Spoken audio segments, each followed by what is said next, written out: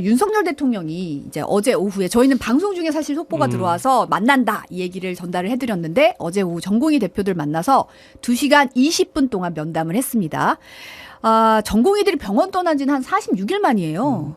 그래서 이제 면담 끝난 뒤에 대통령실에서 윤 대통령이 향후 의사 증언을 포함한 의료 개혁에 대해 의료계와 논의 시 전공의들의 입장을 존중하기로 했다고 밝혔습니다. 근데 박단 대한전공의협회 이제 비상대책위원장이 SNS에 대한민국 의료의 미래는 없습니다. 이렇게 짤막하게 한 줄을 남겼어요.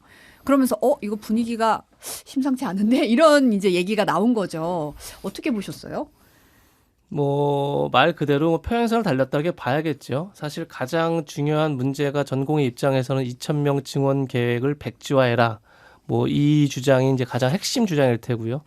반면에 윤석열 대통령은 51분 동안 담화를 통해서 2,000명 증원이 그냥 나온 숫자가 아니라 충분히 고민하고 계산하고 합리적이고 논리적인 추산수가 나온 숫자라는 걸 강조했죠. 그런 점에서 백지화라는 차 있을 수 없는 거죠. 그러니까 양쪽이 서로 입장을 확인하는 정도에서 아마 대화가 끝났을 텐데 저는 그럼에도 불구하고 그러니까 대통령과 전공의, 그러니까 전공의라는 게 대통령도 그때 예전에 그런 말씀을 한번 하셨던데 그 의료 생태계에서 전공의가 어떻게 보면 가장 약자 중에 약자입니다.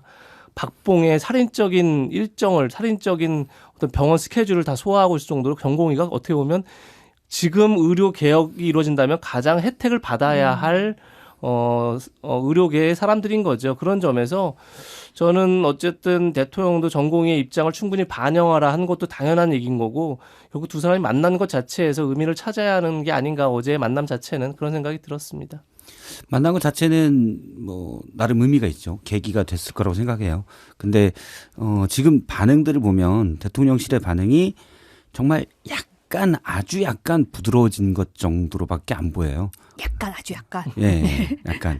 왜냐면 경청이라고 했는데 이전에 경청이 대통령이 별로 없었는데 140분간 만약 경청했다면 요거는 놀랄만한 변화다. 그런데 이게 조금씩 바뀌기를 기다려서 되는 문제가 아니거든요. 왜 그러냐면 지금 한 달 동안 제대로 치료가 안 되고 있고 환자들이 기다리는 환자들이 있습니다. 그래서 빠르게 움직여야 되고 대통령실에서 만약에 총선에 미치는 영향을 감안했다고 하더라도 상당히 긴박하고 빠르게 움직여야 되는데 그런 모습들은 안 보여요. 입장도 앞으로 의료계와 논의 시 전공의 입장을 존중하겠다.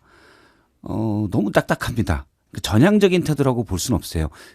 단적으로 하면 참고할게 잘 들었어. 이 정도거든요. 이 정도로는 대통령의 변화라고 볼 수는 없어요.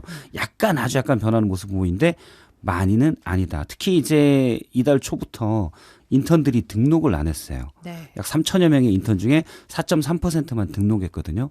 그러면 이분들이 인턴 못하면 미뤄져서 만약에 1년 뒤에 하게 된다면 또 레지던트 이분들이 되는 것도 늦어지죠. 3천 명 정도의 의사의 공급이 계속 늦어지는 겁니다.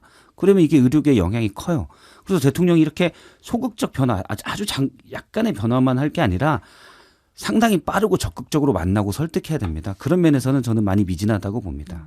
사실 이제 담화문이 나왔을 때도 그런 얘기가 있었어요. 이게 한 달 전쯤에 나왔어야 된 얘기인데 지금 나오기엔 타이밍이 좀 늦은 거 아니냐 이런 이제 듣겠다라고 얘기하기 좀 늦은 거 아니냐 이런 얘기도 있었는데 사실 어제 이게 상당히 긴 시간 진행된 것 치고는 내용이 너무 알려지지가 않았거든요. 그래서 입장차를 확인했다고 하더라도 어떤 얘기가 오갔는지 좀 궁금한 대목이긴 한데 이제 노한규 전 의협회장이 SNS에 이런 얘기를 올렸더라고요.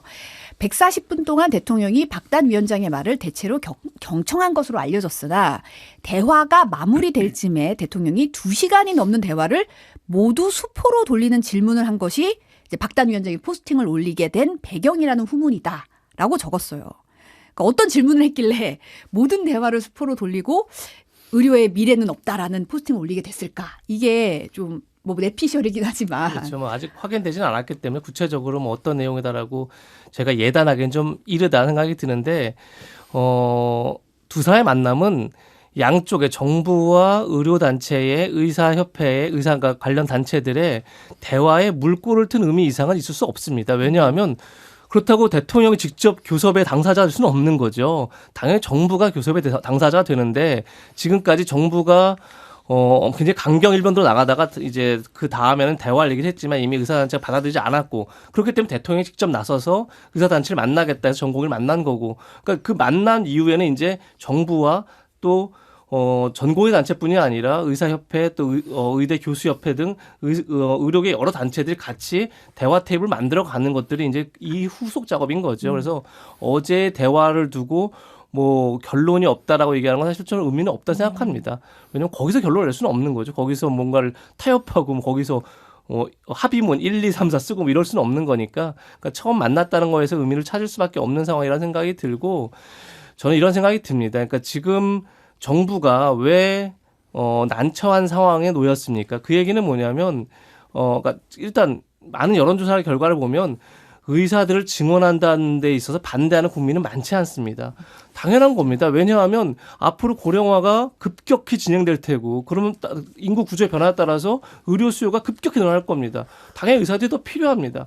다 동의합니다. 문제는 과연 어떻게 의사들을 늘려나갈 것이냐. 여기에 있어서 국민들이 이렇게 2,000명을 딱 못 받고 나서 그다음에 지금 현재 의사 정원이 3,000명 정도인데 3,058명인가요? 그런데 거기에 거의 그러니까 절반이 넘는 2,000명을 갑자기 늘렸을 경우에 과연 대학이나 이런 데서 제대로 된 교육이 가능하겠냐 이런 우려를 다 하고 있는 거 아니겠습니까? 따라서 좀 더 유연하게 그리고 단계적으로 늘리는 게 맞지 않느냐라는 여론이 생긴 겁니다.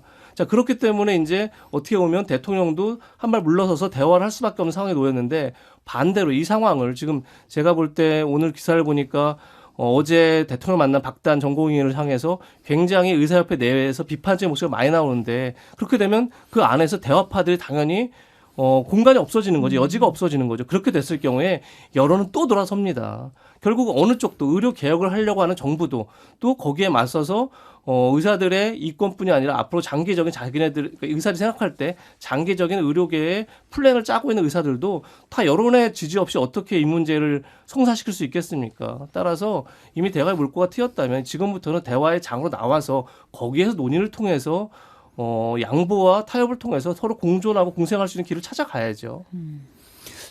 그 부분이 지금 지적해준 이재명 부사장이 지적한 부분이 중요한데 의사들도 단일된 목소리가 없어요. 그건 상당히 복잡한 문제고 각자의 이해관계가 다릅니다. 대전협 전공의들의 단체인 대전협도 다르고 대전협 내부에서도 다를 거고요. 의협도 다르고 전의교협도 다릅니다. 그래서 어려운 문제예요. 그런데 이거를 지난번 담화문에서 대통령이 뭐라고 했냐면 거의 만천자 중에 대부분을 의사들은 직역 이기주의 이러면 안 돼. 나는 지금까지 이런 식으로 문제를 풀지 않았어. 굴복하지 않을 거야. 라고 했고 약 150자 정도 다만 합리적인 안을 가지고 오면 바뀔 수 있다가 전부예요. 합리적인 안을 의사단체들이 가지고 올 수가 없습니다. 자기들끼리 합리적인 안 가져오라고 냅두면 제가 볼 때 6개월 이상 걸려요. 그 안에서 투표도 해야 되고 각 단체마다 총회도 따로 열어야 되고 절대 가지고 올 수 없습니다. 정부와 정책 담당자들이 나서서 자꾸 의견을 모아서 자기들이 합리적 안을 만들도록 조율해야 돼요. 그게 정부가 할 일입니다. 그런데 대통령의 입장이 워낙 완강했으니 지금까지 제가 볼 때는 그걸 못한 거고 그러면 이제 바뀔 수 있다라고 이제 한마디가 딱 나왔기 때문에 지금이라도 부지런히 움직여야 되는데 제가 볼 때 부지런한 모습은 좀 보이지 않는다. 그래서 앞서 말씀드린 대로 아주 약간 변하는데 그 정도 태도 변화는 본질적 변화라고 볼 수 없다라고 봅니다. 지금 아까도 잠깐 언급하셨지만 사실 이제 박단 위원장이 내부에서 거센 반발에 직면한 것으로 알려지고 있어요. 뭐 이명택 의협 차기 회장도 뭐 내부에 있는 일부의 적이 외부에 있는 거대한 적보다 나를 더 힘들게 만든다라는 이제 영어 문구를 올렸고요. SNS에. 전공의들 내부에서도 이제 이 독대가 너무 일방적으로 결정됐고 회의 내용도 공유를 하지 않는다. 문제 제기를 하면서 뭐 탄핵을 하겠다. 이런 거 동의해달라는 이제 뭐 이런 뭐 문서가 돌고 있다. 성명서가 돌고 있다. 이런 얘기가 지금 나오고 있거든요. 근데 어떻게 보면 뭐 한덕수 총리야 이제 대화의 물꼬가 튀었다. 긍정적인 평가를 했지만 국민들이 원하는 건 어쨌든 이게 좀 해결이 되는 국면을 원하는 건데 돌아가는 모양새가 지금 이렇게 뭐가 트인다는 느낌이 좀 안 드는 게 좀 답답할 수 있다는 생각이 들긴 하거든요. 그러니까 지금 뭐 저도 굉장히 그 차기 의협 회장이시죠. 임혁택인가요? 임현택. 네. 임현택 회장께서 올린 글을 보고 깜짝 놀랐습니다. 외부의 적보다 내부의 적이 나를 더 힘들게 한다. 너무나 정치적 용어 아닙니까? 내부에 적이 어디 있습니까? 의사단체 내부에 적이라는 게 존재합니까? 그런 발상 자체가 좀 말이 안 된다 생각하는 거고, 전 대통령의 담화 중에 가장 제가 볼 때 동의하기 힘들었던 내용은 뭐냐면 저항에 굴복하는 것은 정치가 없는 것이다. 이런 표현을 쓰십니다. 대통령이 씁니다. 그런데 저항에 굴복하지 않는 건 전쟁입니다. 전쟁을 피하기 위해서 정치라는 걸 만든 겁니다. 정치는 굴복하지 않는 게 아니라 양보하고 타협하고 나도 양보하지만 상대에게도 양보를 얻어내서 그 중간 점을 만들어내는 게 정치인 겁니다. 그런데 굴복하지 않는 게 정치라는 것이 말이 안 되는 거죠. 반대로 의사협회도 마찬가지입니다. 당연히 의사협회 입장이 다르고 또 의대 교수 입장이 다르고 전공의 입장이 다르고 모두가 입장이 다른 상황에서 제가 볼 때 물론 박단 그 비상대책위원장이 왜 내부에도 그러니까 자기가 어떤 대화를 나누고 왔는지를 충분히 왜 공유하지 않는지 잘 모르겠으나 대화를 하고 왔다고 그래서 내부의 적이다라고 표현하면 좀 거기서 어떤 타협점이 만들어지고 어떤 국민을 위해서 어떤 뭐 좋은 결과가 나오겠습니까? 불가능한 거죠. 그렇게 내부에 적이 있다는 그 발상 자체가 그런 다름과 다양성을 인정하지 않는 게 결국 지금 사태를 만든 가장 근본적인 발상인 겁니다. 그런데 의사협회에서 지금 이제 문제를 풀자고 하는 상황에서 그런 식의 발언을 통해서 아까 말씀드렸지만 대화파들의 그 위상과 입지를 좁혀버리면 사실은 그다음부터는 답이 없는 거죠. 그러면 그야말로 대통령이나 정부 입장에서도 강경책으로 그냥 다 법적으로 처리할 수밖에 없게 되는 겁니다. 그걸 하지 않게 정치를 하자고 한 건 대화를 하자는 건데 그런 점에서 의사단체들도 좀 더 전향적인 자세가 필요하지 않나 싶습니다.